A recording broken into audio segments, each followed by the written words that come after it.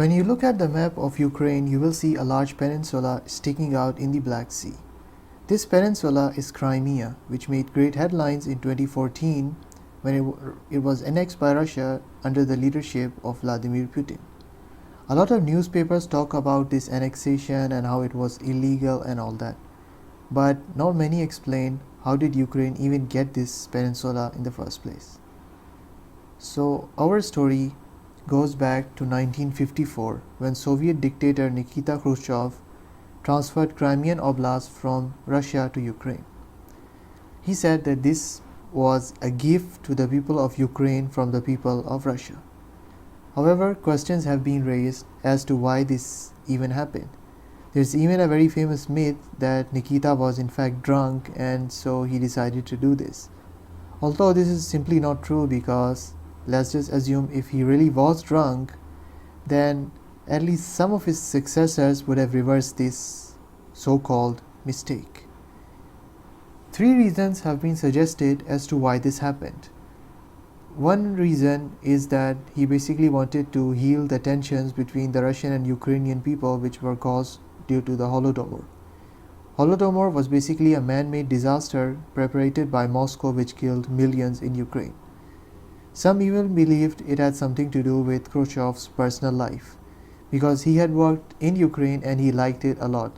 So maybe he just wanted to reward the people there for their loyalty to the USSR. Also, it is suspected that it had got something to do with the Treaty of Pereyaslav, whose 300th anniversary took place at that time. And this treaty, in case you don't know, was the treaty which began Russian influence in Ukraine. However, the truth is, we don't actually know why this happened. These are just theories and speculations. But some facts to know are that, number one, Crimea was easier to rule from Ukraine than it was from Russia, and secondly, at that time no one actually knew that the Soviet Union would collapse before the century even ended, and that the possession of Crimea would become a controversy that could even cause a war.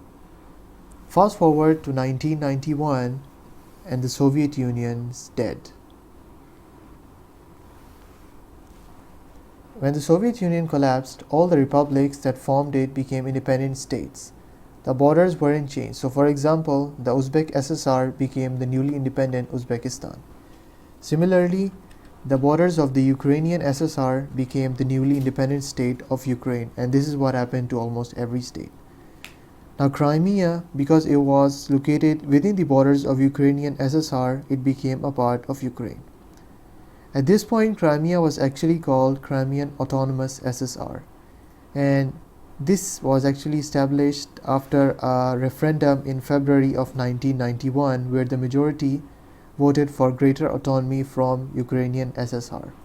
This was at a time when no one actually knew that Soviet Union would be gone the same year. In 1992, the Crimean Autonomous SSR was renamed the Republic of Crimea, and this was an interim state which would last till 1995.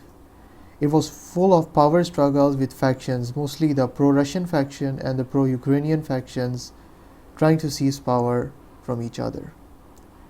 In 1995, this finally ended and the Autonomous Republic of Crimea, which we know today, came into existence. Now, before we go on to discuss Crimea, there are 4 agreements between Russia and Ukraine that we should know. We can divide these agreements into 2 categories: the Partition Treaty of the Black Sea Fleet as well as the Kharkiv Pact. So the former agreement was the Black Sea Fleet Partition Agreement, and this was signed in 1997.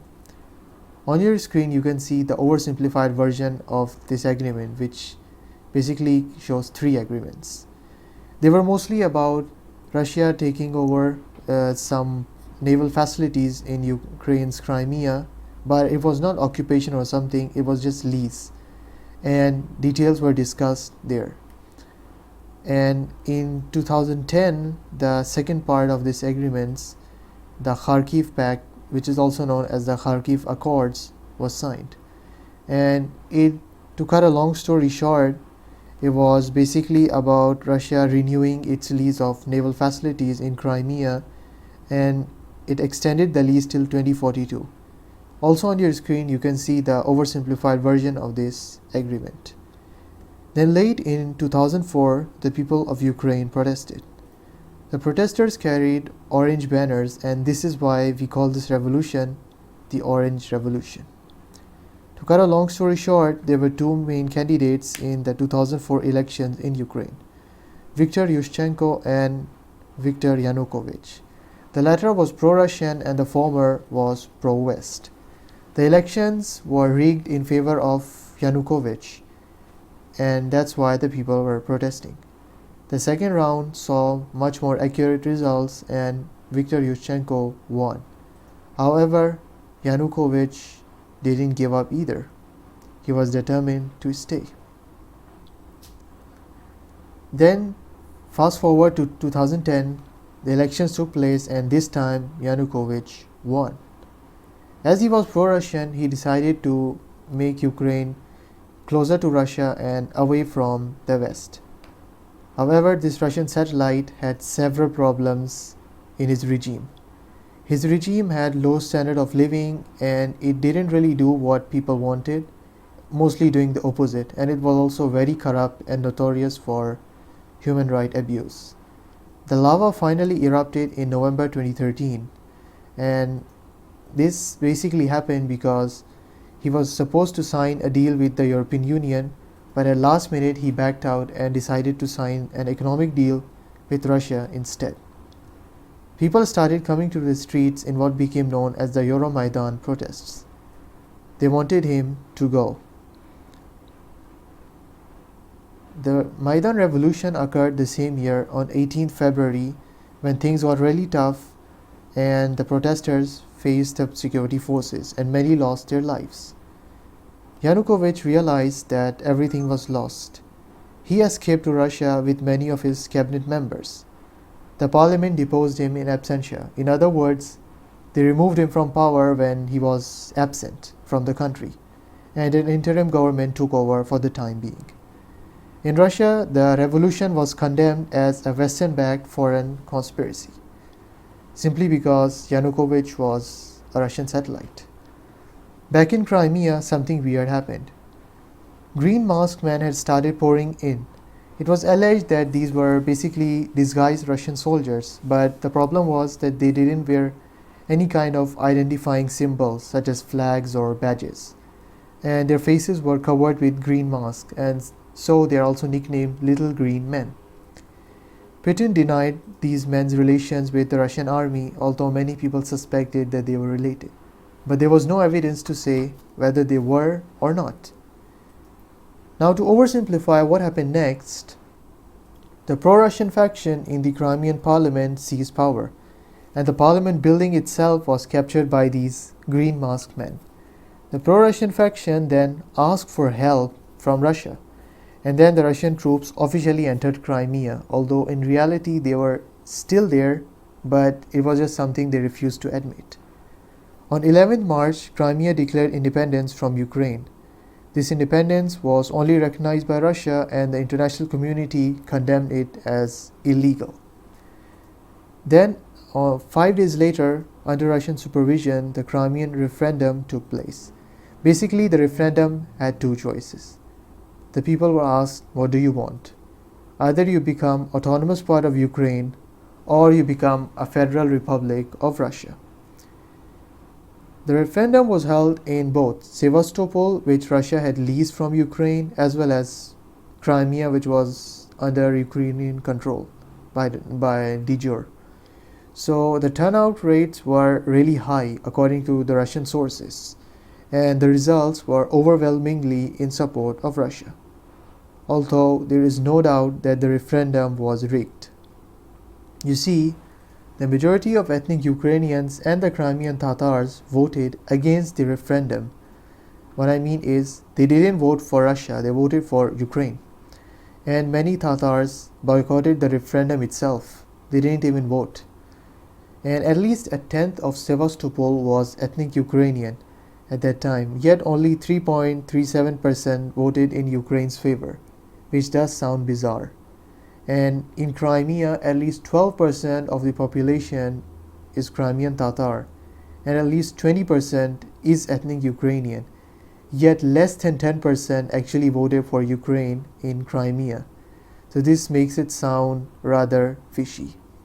And a Forbes article also alleged that Russia censored the real voter turnout, which is basically the percentage of people taking part in the voting.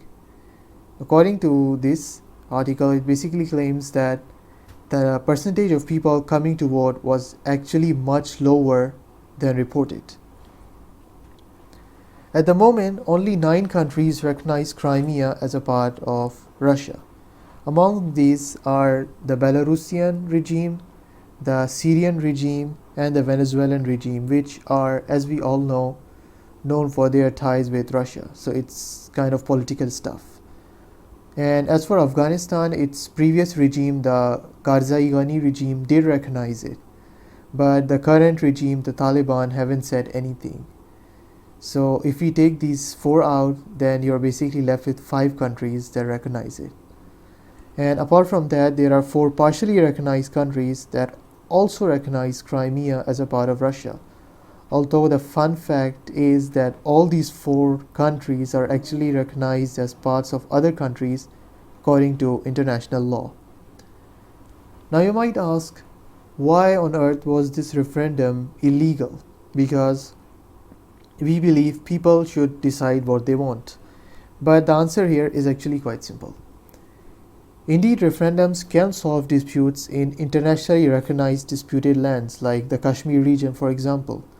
But Crimea was internationally not a dispute, but rather a legal, undisputed part of Ukraine.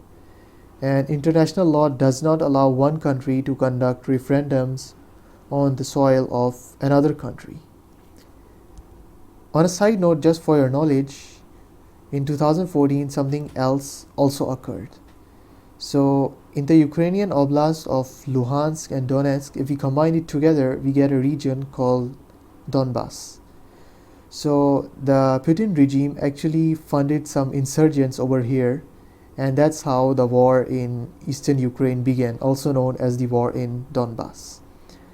And later on, with Russian support, 2 separatist republics were even established, known as the Luhansk and Donetsk People's Republic. And in case you don't know, these republics are largely involved in the current war. And the war which is taking place in this area is also known as the war in eastern Ukraine. I would like to thank all of you for watching, and special thanks to the acknowledgements you can see on my screen.